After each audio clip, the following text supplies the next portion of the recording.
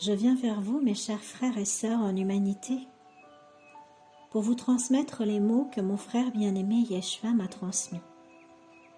Lors d'un échange avec lui, il est venu m'apporter des explications concernant les 3 jours de ténèbres annoncés depuis quelque temps sur les réseaux sociaux. Il a tenu particulièrement à nous rassurer sur ce qu'il en était vraiment.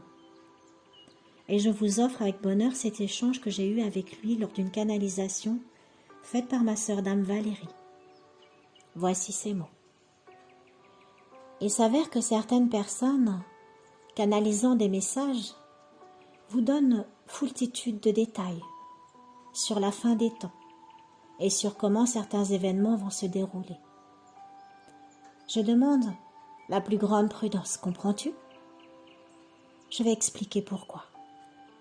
Parfois, il arrive que des chiffres soient utilisés, comme par exemple, il est fait mention de 3 jours et 3 nuits concernant la fin des temps. J'aimerais apporter quelques précisions et recadrages qui me semblent plus que nécessaires. Cette mention des 3 jours et des 3 nuits est présente dans différents écrits sacrés, et notamment dans cet écrit connu sous le nom de Bible. Je demande à chacun de vous de prendre de la hauteur, car depuis toujours, les chiffres, dans ce type d'écrit, ont en vérité une signification symbolique. Comprends-tu, ma sœur chérie? Lorsque certains messages reprennent consciemment ou non cette référence, ils sont dans la symbolique de ce chiffre 3. Le 3 est le chiffre du ciel et de la manifestation divine.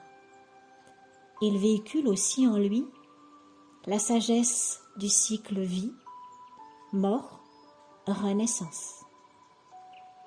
Il est aussi celui qui témoigne de l'union de l'eau, de la terre et de l'air, qui sont les 3 éléments primordiaux indispensables à toute forme de vie.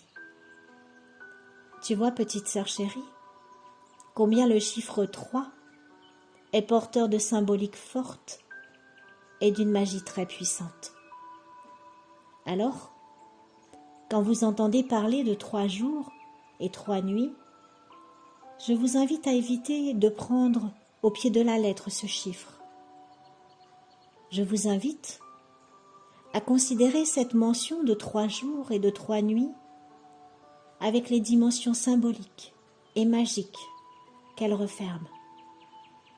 Cette mention veut dire tout simplement qu'au moment voulu et planifié par le divin, les larmes et la séparation sur la terre cesseront. Les notions de séparation et de dualité n'existeront plus, car dans le cœur de l'homme sera passé toutes les étapes nécessaires à son évolution. Il n'y aura plus les notions de temps, telles que vous les connaissez. Tout sera aboli. Comprends-tu? Oui, je comprends. Et je comprends que ce n'est pas pour demain. C'est exact. Cependant, la nouvelle terre que vous appelez de vos cœurs est déjà là. Et ce, de plusieurs manières. Ce qui est primordial que vous reteniez, c'est que cette nouvelle terre est présente en vos cœurs. Oui, petite sœur chérie, aussi incroyable que cela puisse paraître, elle est déjà en vos cœurs. Et cela paraît logique en vérité. Chacun d'entre vous étant une semence de cette nouvelle terre ici et maintenant, et il est normal qu'elle soit en vos cœurs, puisque votre cœur est l'élément qui vous permet d'être vivant aussi bien sur le plan physique que spirituel. Est-ce que tu suis mon raisonnement, ma petite sœur chérie? Oui.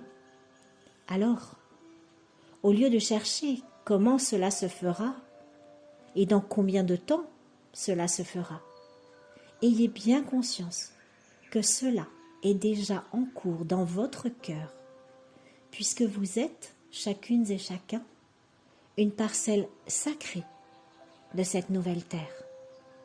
Soyez donc amour ici est maintenant. Cessez de courir après des explications sensationnelles. Soyez dans la confiance et sachez que nous, les êtres de lumière, nous ne manquerons jamais de vous révéler les enseignements dont vous avez besoin, individuellement et collectivement, au moment où vous en aurez besoin. Faites confiance à notre sagesse. Fuyez le désir du tout-puissant contrôle et apprenez à être, ici et maintenant, germe d'amour et de guérison. Je vous aime tant. Gardez courage, car l'amour triomphe de tout. Comment reçois-tu mon enseignement? Avec gratitude. Et je sais que tes mots sont justes et que c'est nous, humains, qui compliquons les choses. Tout pourrait être tellement simple. Exactement. Tout est simple. Alors cultivez la simplicité du cœur. Et crois-moi, la simplicité est ce qu'il y a de plus grand et de plus beau avec l'amour, car cela nécessite le courage de quitter toutes les formes d'artifice, même les plus subtiles. Je te le dis avec beaucoup d'amour, car moi aussi, j'ai vécu ce chemin initiatique de la simplification du cœur. Il requiert de l'audace, de l'humilité et de la force de caractère. Et tu le sais, chez nous on ne manque pas de caractère, c'est tout le contraire. Nous sommes entiers et ardents.